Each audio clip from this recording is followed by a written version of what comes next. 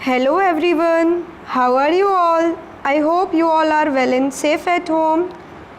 Today we are going to read lesson 6 Prudence of English Standard 5th. English Standard 5th का lesson 6 Prudence आज हम लोग reading करेंगे और साथ ही में इसका एक्सप्लेनेशन भी देखेंगे।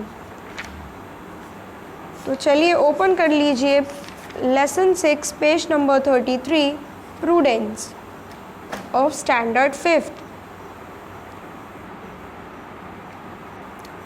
प्रूडेंस का मतलब क्या होता है? प्रूडेंस मतलब होता है विवेकशीलता। विवेकशीलता, बुद्धि से काम करना, नीट एंड क्लीन रहना। तो यहाँ पर हम उसी के बारे में पढ़ेंगे। कुछ कॉन्वर्सेशन दी है, बातचीत किस किस के बीच में। स्कूल के क्लासरूम में एक टीचर और बच्चे आपस में बातचीत कर रहे हैं किसी टॉपिक को लेकर जो हम आज पढ़ने वाले हैं। डिस्कशन हो रहा है और उसी के बारे में पढ़ाई भी हो रही है। तो चलिए स्टार्ट करते हैं। Do you know a healthy mind lives in a healthy body? क्या आप जानते हैं कि एक स्वस्थ मन या स्वस्थ दिमाग एक स्वस्थ शरीर में रहता है? आपको पता ही होगा, जब आपका शरीर स्वस्थ होगा तो आपके मन में विचार भी अच्छे ही आएंगे। जब आप नीट एंड क्लीन रहेंगे तो आपकी सोच भी नीट एंड क्लीन रहेगी, आपको अच्छा फील होगा, आप हेल्दी रहेंगे। What should we do to keep us healthy? हमें अपने आप को स्वस्थ रखने के लिए क्या करना चाहिए? तो वो हम आज इस चैप्टर में पढ़ने वाले हैं कि हमें अपने आप को स्वस्थ रखने के लिए क्या क्या करना चाहिए। यहाँ पर एक पिक्चर बनी हुई है जिसमें टीचर बच्चों को कुछ पढ़ा रही है। चलिए पढ़ते हैं। During the roll call the teacher finds that all of our students are present except Rohit. Roll call के समय, रोल कॉल क्या होता है? जब आपका पूरा डे स्टार्ट होता है स्कूल में तो सबसे पहले टीचर आपकी अटेंडेंस लेती है, जिसे रोल कॉल भी कहते हैं। रोल नंबर से बुला रहे हैं कि आप प्रेजेंट हो या एब्सेंट हो।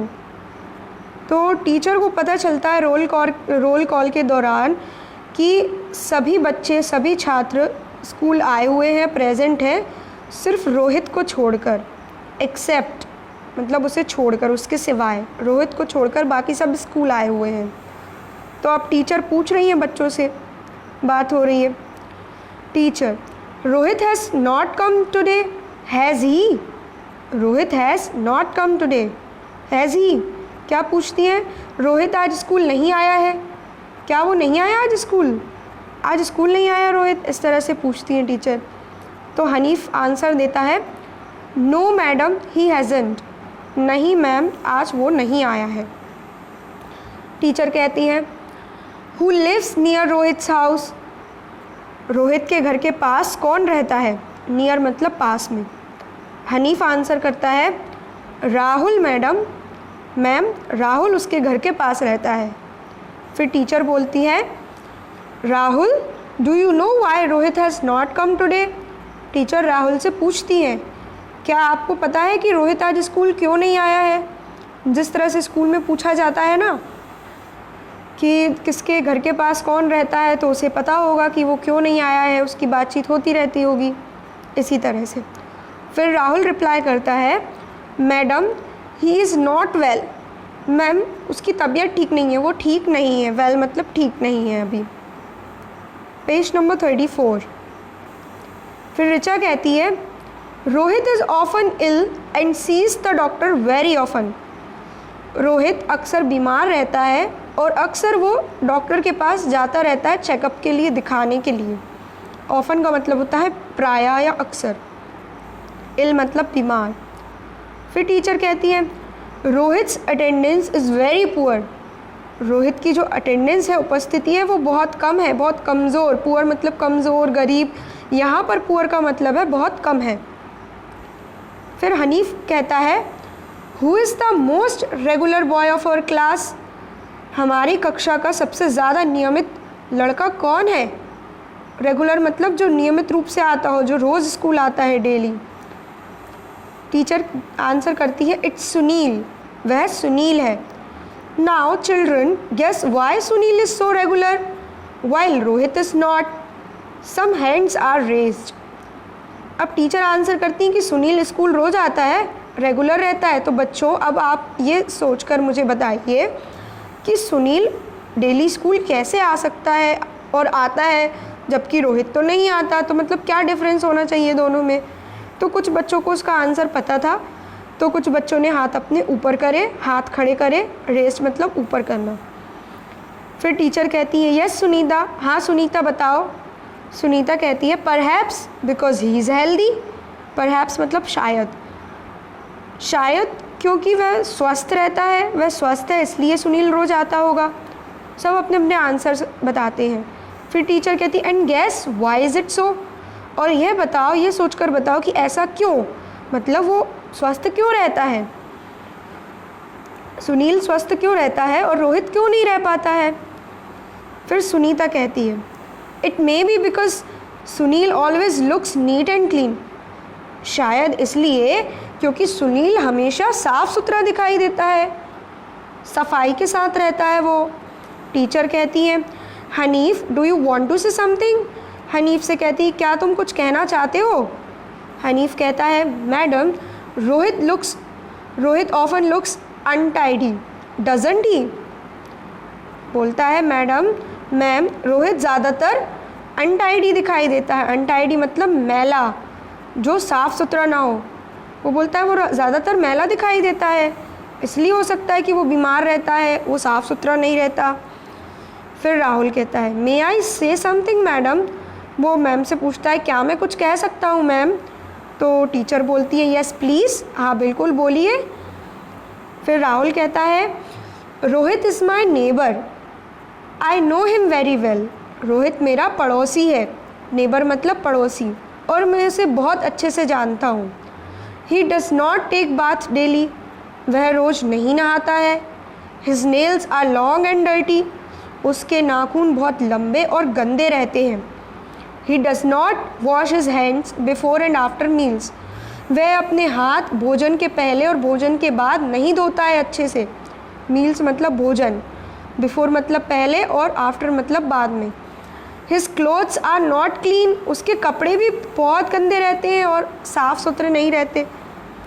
हनीफ कहता है इट इज़ नॉट ट्रू, यह सही नहीं है, ये सच नहीं है। He is a very good boy, वह बहुत अच्छा लड़का है। He is my best friend, वह मेरा पक्का दोस्त है, बेस्ट फ्रेंड है। तो ऐसा हनीफ क्यों कह रहा है, हनीफ का वो बेस्ट फ्रेंड है तो हनीफ उसकी तरफदारी कर रहा है कि वो तो बहुत अच्छा है, जैसे हम सभी करते हैं अपने फ्रेंड के बारे में कुछ गलत हम नहीं सुनते हैं।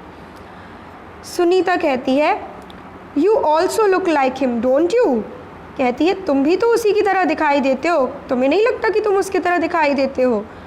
तो हनीफ कहता है and you look like his sister don't you, Hanif भी उसको आंसर करता है और तुम भी उसकी बहन की तरह दिखती हो, तुम्हें नहीं लगता तुम उसकी बहन की तरह दिखती हो।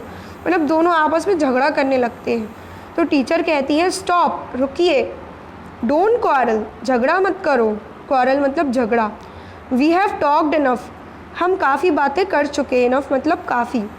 Now let's do some serious work, अब थोड़ा सा कुछ सीरियस काम कर लिया जाए। स्टूडेंट्स कहते हैं, बच्चे कहते हैं यस मैडम, हाँ मैम बिल्कुल। टीचर कहती है let's sit together and discuss the ways to keep us clean, चलिए साथ में मिलकर बैठते हैं और विचार विमर्श करते हैं कि ऐसे कौन कौन से तरीके हैं जिनसे हम अपने आप को साफ़ सुथरा रख सकते हैं। फिर क्या होता है, the students discuss among themselves and give their suggestions which the teacher rights on the black board. सभी बच्चे मिलकर आपस में विचार विमर्श करते हैं, डिस्कशन करते हैं और अपने अपने सजेशन मतलब सुझाव टीचर को देते हैं, तो टीचर उसको ब्लैक बोर्ड पर लिखती जाती हैं। Page number 35। This is how the black board looked like when the discussion was over. यहाँ पर जो आपको बॉक्स दिया हुआ है ये मान लीजिए कि ये ब्लैक बोर्ड है, तो यहाँ पर बता रहे हैं कि इस तरह से वो ब्लैक बोर्ड दिखाई दे रहा था जब डिस्कशन ख़त्म हो गया था। जैसे ही विचार विमर्श ख़त्म हो गया तो जो टीचर ने सभी के पॉइंट्स लिखे थे, सभी के सुझाव बोर्ड पर लिखे थे, तो वो कुछ इस तरह से थे। तो यहाँ पर हमें छोटे रूप में दिखाया गया है कि ब्लैक बोर्ड कुछ इस तरह से दिखाई दे रहा था। तो कौन कौन से तरीके बताए हैं टीचर ने और बच्चों ने, some ways to keep our self clean, कुछ तरीके जिनसे हम अपने आप को साफ रख सकते हैं, स्वच्छ रख सकते हैं। पहला, फर्स्ट कौन सा दिया है, we must keep our selves, our houses and our work places very clean. हमें अपने आप को, हमारे घर को और हमारे काम करने की जगह को, हमारे आसपास सराउंडिंग्स को साफ़ सुथरा रखना चाहिए, बहुत स्वच्छ रखना चाहिए। Second, we must brush our teeth properly after getting up and before going to bed. हमें अपने दांतों को अच्छे से ब्रश करना चाहिए ठीक से। आफ्टर गेटिंग अप मतलब उठने के बाद, सुबह उठने के बाद, और रात को सोने से पहले। गोइंग टू बेड मतलब बिस्तर पर जाने से पहले, सोने से पहले और उठने के बाद। हमें दिन में 2 बार ब्रश करना चाहिए। We should brush our teeth twice. Third दिया हुआ है, we should wash our hands with a soap before and after meals and also after using toilets। हमें अपने हाथों को साबुन की मदद से भोजन करने के पहले और भोजन करने के बाद में अच्छे से धोना चाहिए, और टॉयलेट यूज़ करने के बाद भी धोना चाहिए। सोप मतलब साबुन, मील मतलब भोजन। Fourth, we must have our nails and hair cut frequently. Frequently का मतलब होता है बार बार, किसी फिक्स्ड पीरियड के टाइम के इंटरवल के बीच में। हमें अपने नाखूनों को और बालों को रेगुलरली समय समय पर कटवाते रहना चाहिए, बड़े नहीं रखना चाहिए। Fifth, we must have a bath every day. हमें हर रोज़ नहाना तो ज़रूर चाहिए। Sixth, we must wear neat and clean clothes, और हमें साफ़ सुथरे कपड़े भी पहनना चाहिए।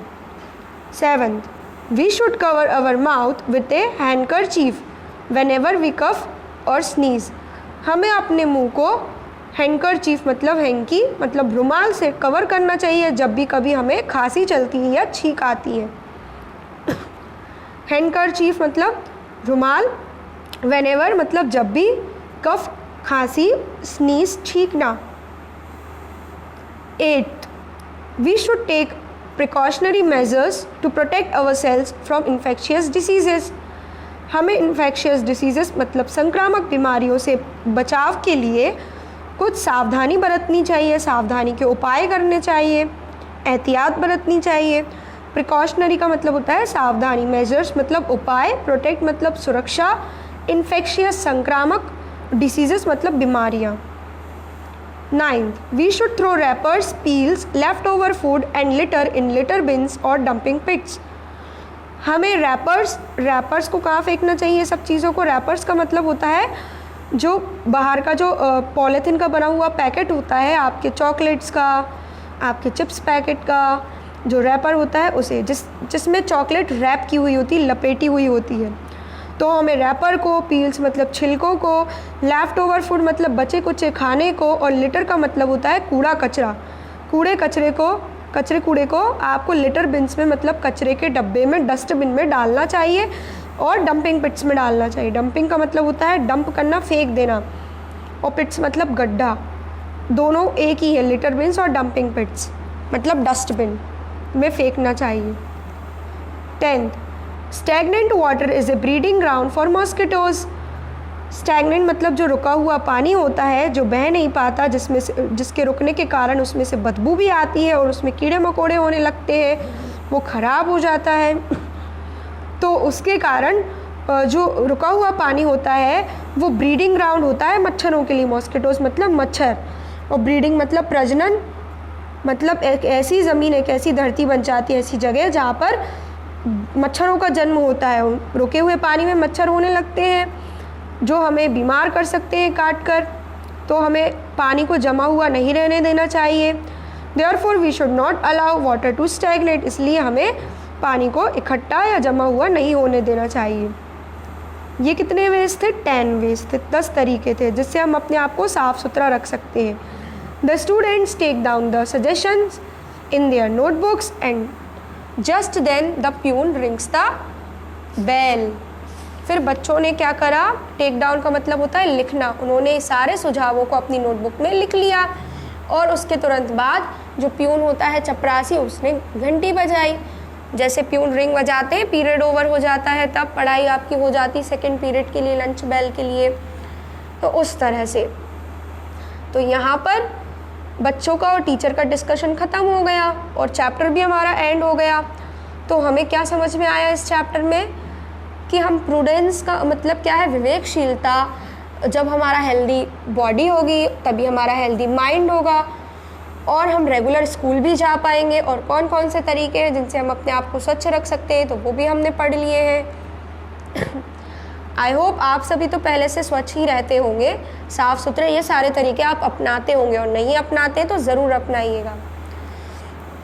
तो यहाँ पर पेज नंबर 35 पर ये चैप्टर कंप्लीट हुआ और इसमें नीचे कुछ पिक्चर्स दी हुई हैं जिस कि एक बच्चा अपने आप को कैसे साफ़ सुथरा रख रहा है, गार्बेज को इकट्ठा करके डस्टबिन में डाल रहा है, कफ और स्नीज करते समय हैंडकरचीफ से अपना माउथ कवर कर रहा है और आसपास की सराउंडिंग्स को क्लीन कर रहा है और डेली बात कर रहा है, शावर ले रहा है, नहा रहा है।